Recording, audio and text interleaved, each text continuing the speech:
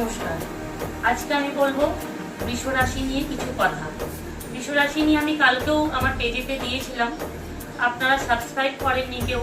3টে সাবস্ক্রাইবার আমার হয়েছে, কিন্তু আপনারা লাইক করুন, সাবস্ক্রাইব করুন, আমি এটাই বলবো। এবার যাই মেন কথা। বৃষ রাশির মানুষ সমৃদ্ধির রাশি। বৃষ রাশি এই সপ্তাহে স্বাস্থ্যের দিকে খেয়াল রাখুন, শরীর ভালো যাবে না।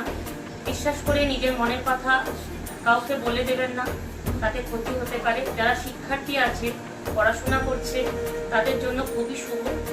চাকরির ক্ষেত্রে, ব্যবসার ক্ষেত্রেও শুভ। রিলেশনশিপের ক্ষেত্রে কিছু প্রবলেম আছে, নিজেদের মধ্যে সেটা মিটিয়ে নিলে সেটা সলভ হয়ে যাবে। যদি আপনাদের আরও কিছু জানার থাকে, আমাকে কমেন্ট সেকশানে আমাকে মেসেজ করুন।